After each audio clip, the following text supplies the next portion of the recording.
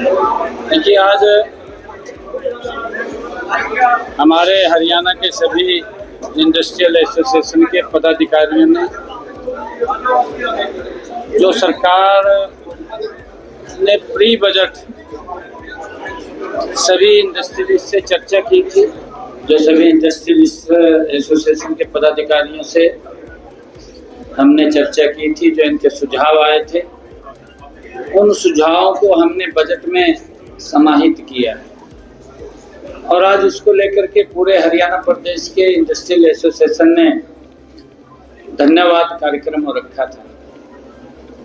आज उन्होंने इस बात को लेकर के भी कहा कि जो हमने सुझाव दिए थे वो सभी सुझाव आपने बजट में लिए।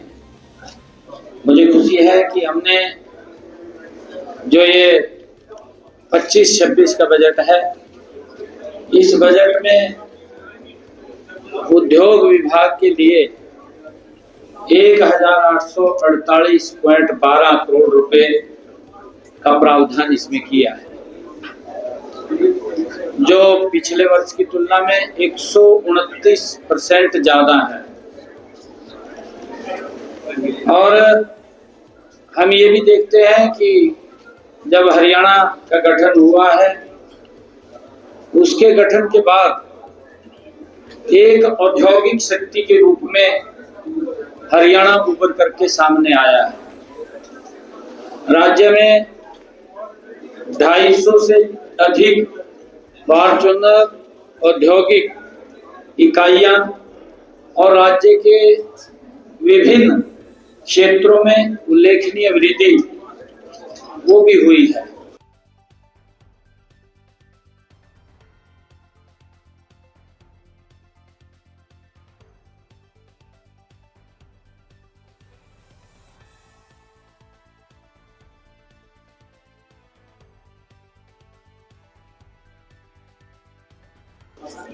हम देखते हैं कि हरियाणा में जो एंटरप्राइजेस एंड एम्प्लॉयमेंट पॉलिसी 2020 जो हमने बनाई है, व्यापार प्रक्रियाओं को सरल बनाती है, निवेश को प्रोत्साहित करती है, एमएसएमई का समर्थन करती है, जिसमें ऑनलाइन हमने सिंगल विंडो सिस्टम के माध्यम से हरियाणा में ईज ऑफ डूइंग बिजनेस सूचकांकों में हरियाणा राज्य शीर्ष राज्यों के अंदर ये स्थान मिला है।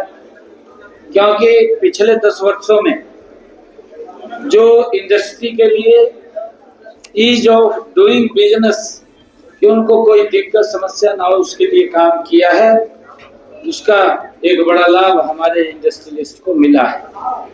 हमने अभी बजट के अंदर भी 10 नए आईएमटी लगाने की वो बात की है। पीछे खरखौदा में आईएमटी लगा और वो विश्व स्तरीय स्मार्ट औद्योगिक क्षेत्र के रूप में उसे विकसित करने की योजना हमने बनाई है, जिसमें भूमि मांग पंजीकरण और ई भूमि के ऊपर पोर्टल के माध्यम से वो HSIIDC द्वारा किया जाएगा। जो हमने 10 नए औद्योगिक IMT बनाने की बात कही है उसकी भूमि के लिए, क्योंकि हमारी जो पॉलिसी है, हमारी जो नीति है, ई भूमि के ऊपर हम वो परचेज करते हैं। जहां जहां अभी हमने उस स्थानों को चिन्हित किया है, विभाग उस स्थानों के ऊपर वो भूमि के लिए रजिस्ट्रेशन आमंत्रित करेगा और उसके लिए हमने लैंड पूलिंग और पार्टनरशिप, लैंड पार्टनरशिप के माध्यम से भी हम उसको आगे बढ़ाने का काम करेंगे, जिससे कि हम नए जो IMT लगाने की बात कही है उसके अंदर लैंड में कोई दिक्कत समस्या ना हो। हमने श्रमिकों के लिए भी जो हमारे इंडस्ट्रियल जोन है, उन जोन के अंदर अटल किसान मजदूर कैंटीन जिसका लाभ हमारे श्रमिकों को मिले, वो भी खोलने का निर्णय हमने किया है, ताकि श्रमिकों को पौष्टिक आहार मिले, ताकि इस विकास की गति में उनका भी महत्वपूर्ण भूमिका इसके अंदर हो। हमने ये भी कहा है कि हर औद्योगिक स्टेट में इंक्यूबेशन सेंटर्स स्थापित करने का भी हमने इसमें प्रावधान किया है। जो बजट के अंदर मैंने कहा था, बजट के अंदर कि हर औद्योगिक क्षेत्र के अंदर इंक्यूबेशन सेंटर्स वो बनाए जाएंगे, जिसमें हमारे जो स्टार्टअप्स हैं, स्टार्टअप के लिए इकोसिस्टम का विकास और नवाचार और उद्यमिता को बढ़ावा देने, बुनियादी ढांचा मजबूत करने और मार्गदर्शन वित्त पोषण जो इसके अंदर सहायता करेगा, उसको लेकर के भी हमने इंक्यूबेशन सेंटर्स बनाने का निर्णय किया है।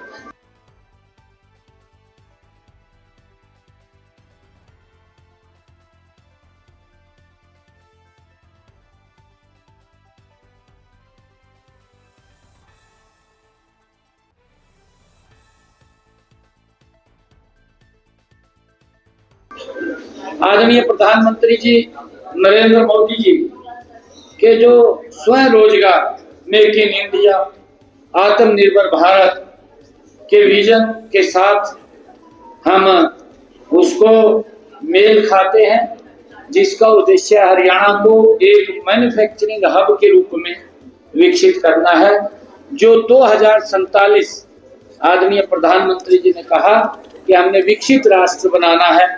2047 तक विकसित हरियाणा भी उसमें अपनी भूमिका अदा करेगा, प्रमुख भूमिका अदा करेगा। उसको लेकर के भी हमने इसमें ये कार्य किया है। हरियाणा के कई औद्योगिक इकाइयों में अग्रणी जैसे गुरुग्राम, मानेसर और बावल भारत का डेंटाइस्ट जो कहा जाता है, डेंटाइस्ट कहा जाता है, इसको प्रमुख ऑटोमोबाइल निर्माता, और जैसे हमारा इधर यमुनानगर क्षेत्र है, यमुनानगर क्षेत्र में प्लाईवुड और धातु की इंडस्ट्री, वो उसके उत्पादन का एक प्रमुख केंद्र है। उनको भी हम गति से इसके माध्यम से मजबूत करने का वो काम कर रहे हैं। राज्य में आईटी क्षेत्र के लिए एक केंद्र ये हरियाणा में, जिसमें कई आईटी पार्क और बहुराष्ट्रीय कंपनियों के कार्यालय हैं। पानीपत, गुरुग्राम और फरीदाबाद में जो वस्त्र उद्योग हमारा महत्वपूर्ण केंद्र है, उसकी मजबूती के लिए भी हमने इस अपने बजट के अंदर प्रावधान किए। हमने बजट के अंदर गैर मान्यता प्राप्त औद्योगिक क्लस्टरों को वैध करने का भी उसमें निर्णय किया है। जो अनऑथराइज क्षेत्र है उनको ऑथराइज करने का भी निर्णय इसमें किया है, जिसमें 10 एकड़ भूमि पर या 50 या उससे अधिक जो इकाइयां चलाने वाले उद्योगों पर अब सभी विभागों से वैध करने का निर्णय हमने किया है, उनको वैध किया जाएगा।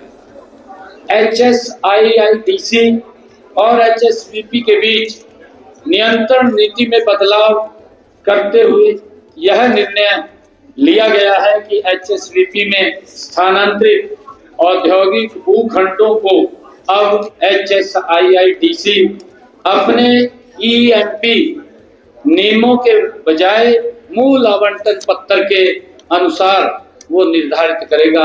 ये भी निर्णय इसके अंदर हमने किया है। जैसा मैंने बताया है कि मेक इन हरियाणा राज्य को मैन्युफैक्चरिंग, डिजाइनिंग और नवाचार का वैश्विक केंद्र बनाने के लिए विशेष प्रोत्साहन योजनाएं लागू की जाएंगी, जिससे कि इसको गति से आगे बढ़ाया जाए।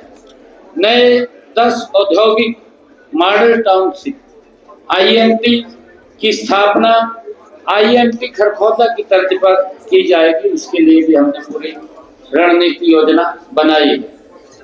राई, बावल और मानेसर जैसे औद्योगिक क्षेत्रों में श्रमिकों के लिए डॉर्मेट्री और सिंगल रूम हाउसिंग की व्यवस्था भी की जाएगी, जिससे श्रमिकों के जीवन स्तर में सुधार हो, उनको दिक्कत ना हो। मल्टी लेवल पार्किंग की सुविधा प्रत्येक औद्योगिक क्षेत्र में विकसित की जाएगी।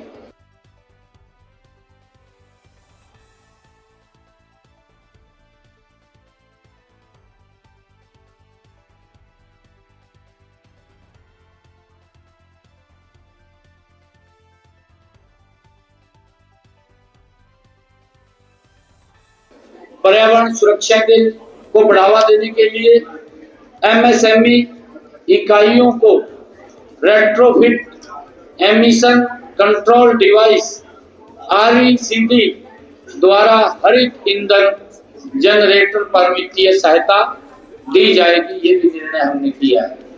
आईएमटी मानेसर को जीरो वाटर वेस्टेज औद्योगिक इकाइयों के क्षेत्र के रूप में विकसित करने की घोषणा भी हमने बजट में की गई है, जहां रिसाइकल्ड जल का उपयोग हरित पट्टी, फायर सिस्टम और पर्यावरणीय संरक्षण में किया जाएगा।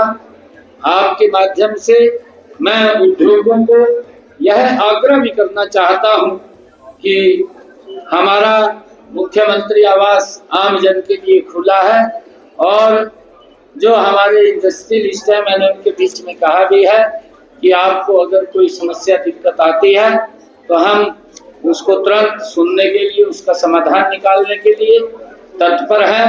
हम मजबूती से हरियाणा प्रदेश को एक इंडस्ट्रियल हब के रूप में गति से आगे बढ़ाने का काम करेंगे। अभी पिछले दिनों देश के यशस्वी प्रधानमंत्री आदरणीय नरेंद्र मोदी जी, जिन्होंने हरियाणा का दौरा किया था, हरियाणा को विकसित हरियाणा विकसित भारत में एक प्रमुख उन्होंने कार्यक्रम दिए हैं।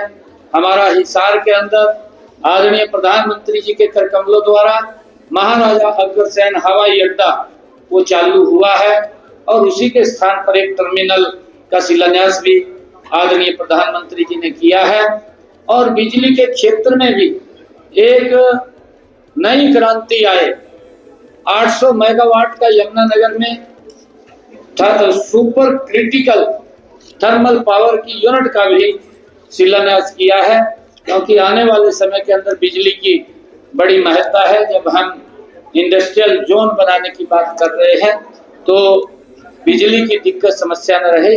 800 मेगावाट का सुपर क्रिटिकल यूनिट का शिलान्यास आदरणीय प्रधानमंत्री जी ने किया, जो जल्दी ही वो इसमें शामिल हो जाएगा, उसका वर्किंग में आ जाएगा, और उसके साथ साथ और अन्य यूनिटों के ऊपर भी बिजली की यूनिट बढ़ाने के लिए हम विचार कर रहे हैं, ताकि जो 24 घंटे आज बिजली देने का काम अगर किसी ने किया तो इन 10 वर्षों में हमने इस 10 वर्षों की सरकार के अंदर किया है। आज क्योंकि सभी इंडस्ट्रियलिस्ट से बैठ करके बातचीत हुई है, इसके लिए मैं सभी का धन्यवाद भी करता हूँ। आज इसके ऊपर जो चर्चा विचार हुआ नहीं, देखिए, क्योंकि लगभग उनके जो सुझाव हमारे पास आए थे उन सब सुझावों को हमने सम्मिलित किया है, और जो कुछ उनके हमने कहा भी है, आज भी मैंने कहा है कि आपकी तरफ से जो पॉजिटिव सुझाव इसके हित में आएंगे, कि ताकि हम और इन्वेस्टर्स को कैसे यहाँ ला सके, कैसे इंडस्ट्री को और बढ़ा सके, क्योंकि इसके लिए एक हमें सबसे पहले तो रोड का इंफ्रास्ट्रक्चर बहुत जरूरी है। रोड के साथ साथ रेलवे की कनेक्टिविटी जरूरी है और एयर की कनेक्टिविटी जरूरी है। हरियाणा के लिए ये तीनों चीजें आदरणीय प्रधानमंत्री जी के नेतृत्व में हमारी डबल इंजन की सरकार ने इन 10 वर्षों के अंदर मजबूती से वो खड़ी की है। और आज अगर हरियाणा के अंदर रोड की कनेक्टिविटी की हम बात करें तो किसी भी कोने में अगर हम खड़े हों और हमने दिल्ली एयरपोर्ट पे पहुंचना है तो मात्र 2.5, 3 घंटे के अंदर हम पहुंच जाते हैं। ये रोड का इंफ्रास्ट्रक्चर हमारे यहाँ पर है। रेलवे की कनेक्टिविटी में भी बड़ा सुदृढ़ीकरण हुआ है।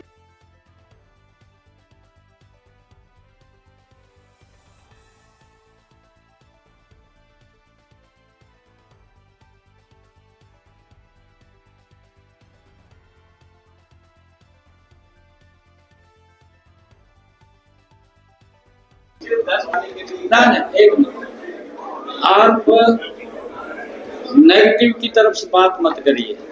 पॉजिटिव की तरफ करिए, नेगेटिव की तरफ बात करना अच्छा नहीं हमारे प्रदेश के लिए। हमारे यहाँ पर इतनी इंडस्ट्री आ रही है, हमारे यहाँ स्पेस कम पड़ रहा है, आप देख रहे हैं ना, स्पेस कम पड़ रहा है तो हम उस क्षेत्रफल को बाहर बढ़ा रहे हैं। आप अगर केएमपी की तरफ जाएंगे, देखेंगे मारुति ने 800 एकड़ के अंदर उद्योग स्थापित कर लिया है, जहां पर हर साल लाखों की संख्या में वाहन बनेंगे।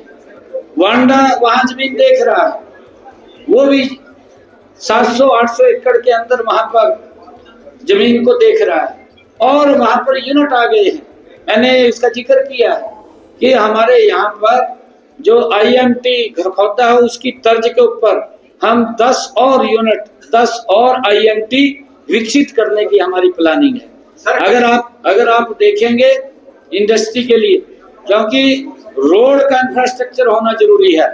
आज इन 10 वर्षों के अंदर हमारे हरियाणा में रोड का इंफ्रास्ट्रक्चर में एक अभूतपूर्व परिवर्तन हुआ है, और जिसके कारण से इंडस्ट्री गति से आ रही है। अगर आप यहीं पर देखेंगे, हमारे मेवात की तरफ जाएंगे, मेवात के अंदर भी एक बड़ी इंडस्ट्री बैटरी की लगी है, जल्दी ही चालू हो जाएगी। ऐसा नहीं है कि बड़ी इंडस्ट्री नहीं है, आ रही है और भी आ रही है। हमारा ये प्रयास है कि ईज ऑफ डूइंग बिजनेस, हमारे जो इन्वेस्टर्स हैं उनको कोई दिक्कत समस्या ना आए। हमारी सरकार उनको सरलीकरण करके उनको आमंत्रित करने का काम कर रही है। अभी बड़ा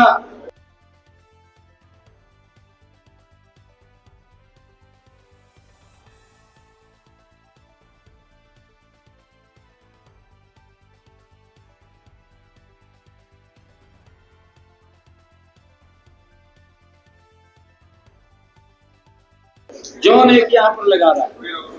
ये देखिए, वो अपने अपने तरीके से हमने जब जोन बनाए हैं, और छोटी इंडस्ट्री एमएसएमई है, उसके लिए भी हमने प्रावधान किए हैं।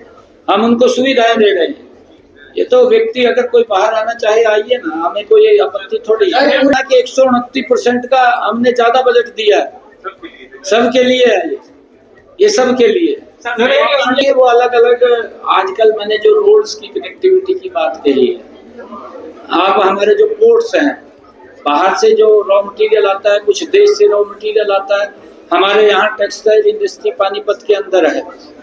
टेक्सटाइल का हमारे जैसे यहाँ कपास की खेती होती है, वो उनको रॉ मटेरियल मिलता है, और जहाँ और रॉ मटेरियल बाहर से आता है, वो अब उतना समय नहीं लगता जो समय पहले लगता था 2014 से पहले। अब तो उसका सरलीकरण हो गया है और लोगों तक वो पहुंचता है। तो उसके सिंगल विंडो ऐसा बनाया जाएगा कि ताकि एक ही सिंगल विंडो पे सारी, हमने ये किया है कि जो विभाग, हमारे 40 विभागों को, उनकी लगभग 150 के करीब जो सुविधाएं हैं, उनको single window system, single roof system, उसके माध्यम से देने का हम काम कर रहे हैं, जिसका लाभ भी हमारे जो इंडस्ट्रियलिस्ट है वो ले रहे हैं। और उसके अंदर मैं बताना चाहता हूँ, अगर हमने ये अधिकारियों को इस बात को लेकर के भी कहा है, और उस बात का मैं भी स्वयं ध्यान रखना हूँ कि अगर कोई व्यक्ति एक एप्लीकेशन इंडस्ट्री लगाने के लिए देता है, मात्र 15 दिन के अंदर उसको पूरी एनओसी के साथ उसको देने का काम करेगा। अगर उसका कोई ऑब्जेक्शन लगता है, उसके कागजों में कमी है, तो मैक्सिमम 30 दिन का समय हमने रखा है। 30 दिन के अंदर उसको ठीक करके उसको एनओसी देने का काम हमारी सरकार है।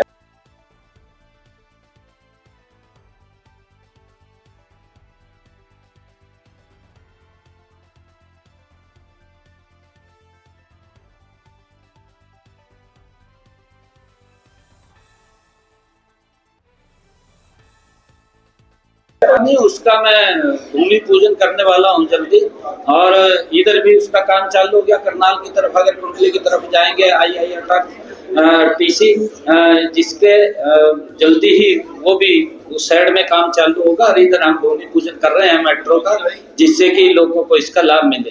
दिल्ली से की बात चुकी है क्या? माने दिल्ली कहा जाता है केजरीवाल सरकार नहीं, देखिए, डबल इंजन सरकार का फर्क पड़ता है, कोई किंतु परंतु नहीं रहता, और ये काम गति से अब होंगे, सब काम होंगे। हरियाणा में ट्रिपल इंजन है, हरियाणा में ट्रिपल भी नहीं बैठा, वो मंत्री जी ने भी बात किया था, परंतु उनको जो भी एक्वायर लैंड हुई थी उस टाइम एक्वायर के समय उनको सारा का सारा जो पैसा था वो दिया गया है, उन्होंने उसको स्वीकार भी किया है और कुछ को अगर कोई दिक्कत थी दोबारा भी उसके अंदर भी कमी थी कोई, वो भी पूरी की गई है। अब ऐसा कोई विषय नहीं है। मामले में लगातार जो है राजनीतिक षड्यंत्र से पूरा किया जा रहा है।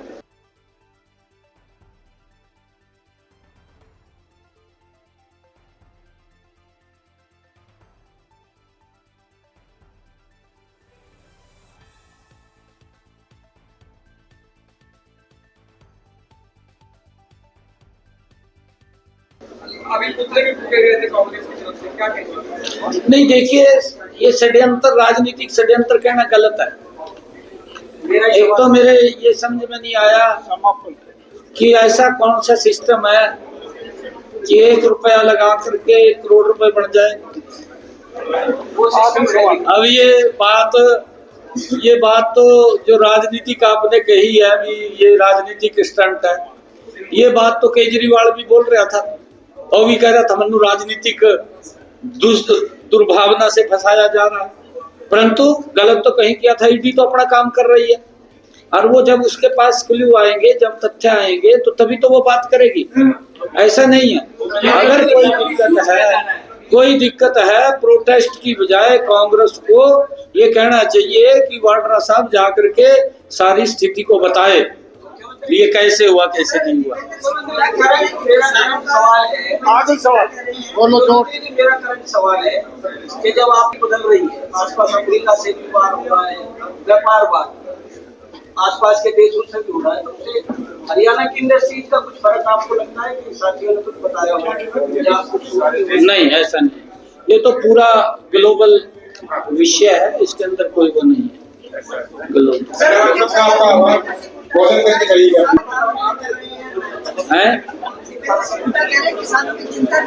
ना, मैं तो भूपेंद्र सिंह हुड्डा की भी चिंता कर रहा हूँ। किसने कहा चिंता नहीं कर रहा? मैं सब की कर रहा हूँ।